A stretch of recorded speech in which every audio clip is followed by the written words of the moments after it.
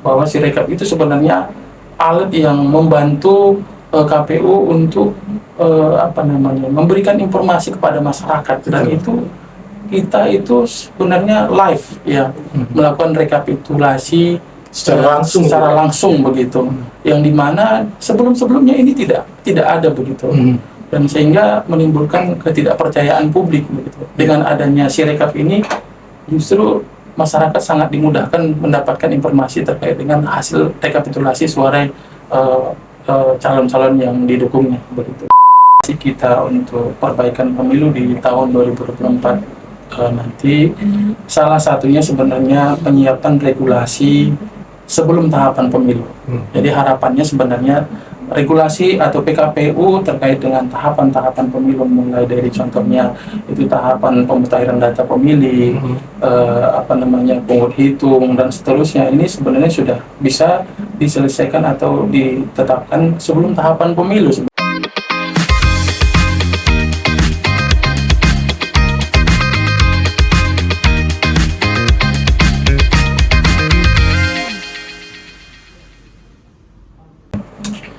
Halo teman pemilih, balik lagi di podcast KPU Kota Batam, masih di edisi pembahasan aspek hukum dan pengawasan pada penyelenggaraan pemilu dan pemilihan tahun 2024 lalu di Kota Batam. Masih dengan saya Thomas, bersama narasumber kita yang sangat istimewa hari ini, yaitu Bapak Bosar Hasibuan. Baik Pak Bosar, kita lanjutkan lagi ya Pak, bincang-bincang kita untuk sesi yang kedua. Pak, silakan diminum Pak, minumannya. Baik, terima kasih Pak Thomas. Silakan Pak, diminum dulu.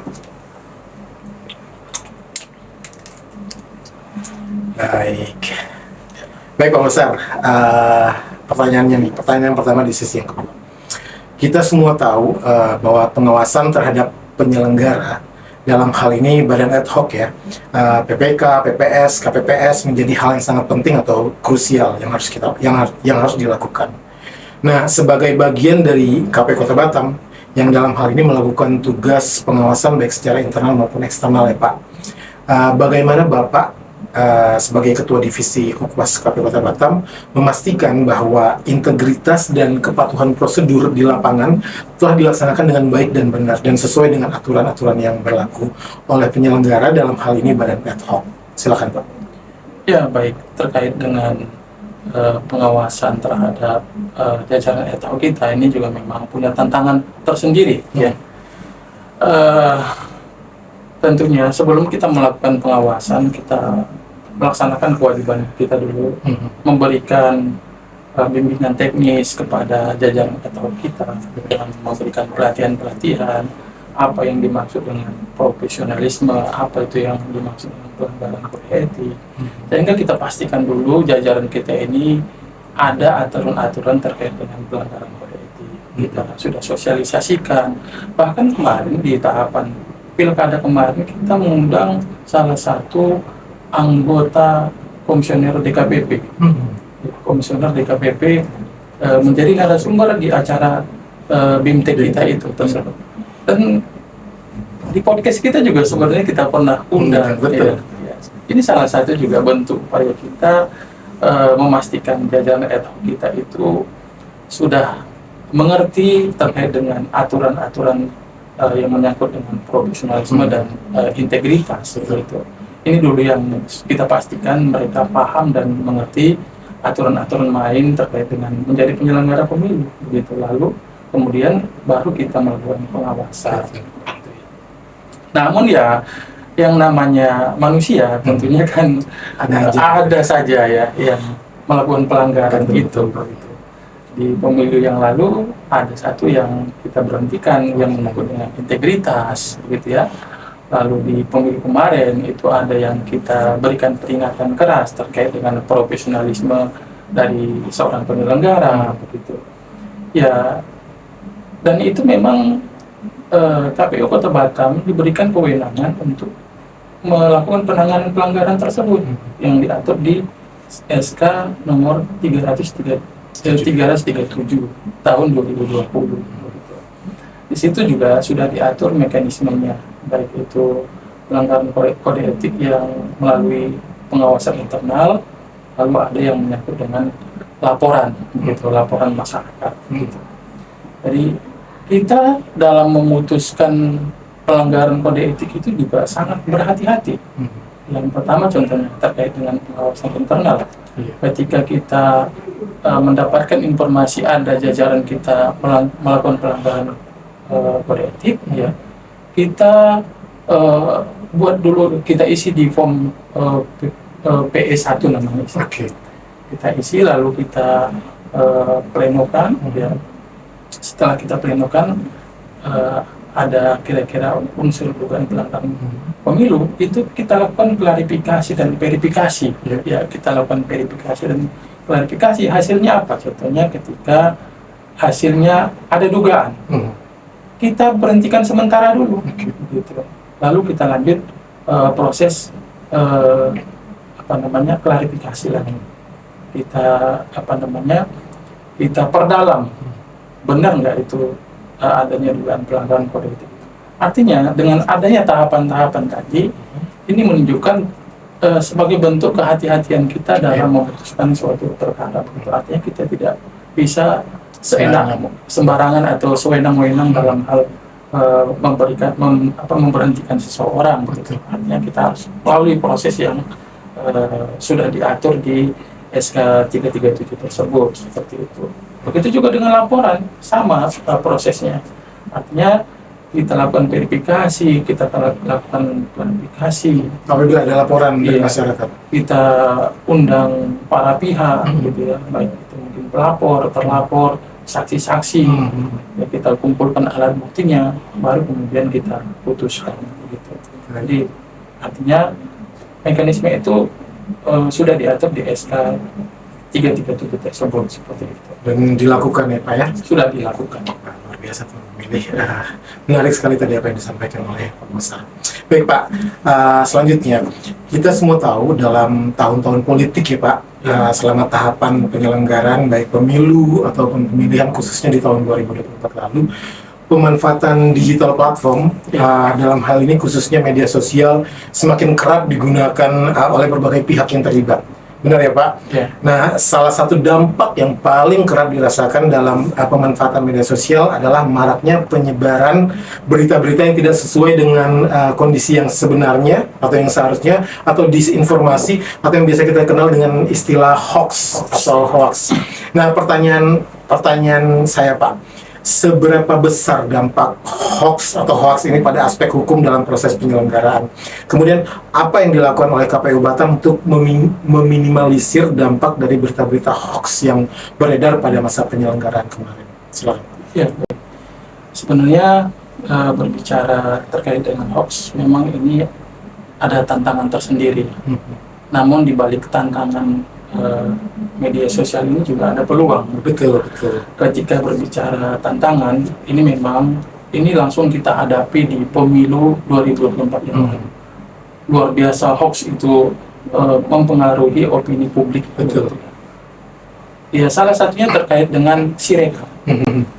Bahwa Sirekap itu sebenarnya alat yang membantu KPU untuk memberikan informasi kepada masyarakat. Dan kita itu sebenarnya live ya, melakukan rekapitulasi secara langsung begitu, yang dimana sebelumnya ini tidak ada begitu, dan sehingga menimbulkan ketidakpercayaan publik begitu. Dengan adanya Sirekap ini justru masyarakat sangat dimudahkan mendapatkan informasi terkait dengan hasil rekapitulasi suara calon-calon yang didukungnya begitu. Namun tantangannya karena adanya hoax ini Sirekap ini menjadi momok pada pemilu 2024 yang lalu, ya, sehingga menimbulkan ketidakpercayaan masyarakat terhadap sistem yang sudah dibangun oleh KPU. Ini kan sangat buruk sekali dampaknya gitu. Seharusnya kita sudah bisa maju satu langkah, bahkan mungkin kedepannya dengan adanya media elektronik yang sudah semakin canggih hari ini begitu kan, bisa saja nanti kita menggunakan e-voting begitu. Ya, awalnya mungkin kita bertahap. Hari ini di pemilu 2024 yang lalu kita sudah menggunakan Sirekap begitu kan. Dan saya kira ini yang membantu KPU Kota Batam juga meminimalisir berkumpulnya massa, ya kan. dengan adanya sirekap. Tapi dengan adanya hoax ini juga sangat luar biasa dampaknya gitu, mempengaruhi opini publik. Bahkan publik tidak percaya lagi dengan KPU. Itu kan bahaya bagi kelangsungan demokrasi kita gitu. Dan yang solusinya adalah masyarakat tidak boleh menelan mentah-mentah informasi yang didapatkan. Harus kita verifikasi dulu, kita klarifikasi dulu, begitu kita filter. Apalagi dengan adanya AI hari ini semakin sulit kita bedakan mana yang benar dan mana yang hoax, begitu. Ini sangat sulit sekali, gitu. Dan ini menjadi tantangan kita. Jadi maka sebagai generasi muda, ya, bagi teman-teman pemilih juga harus benar-benar selektif dalam mencari informasi atau mendapatkan informasi tersebut.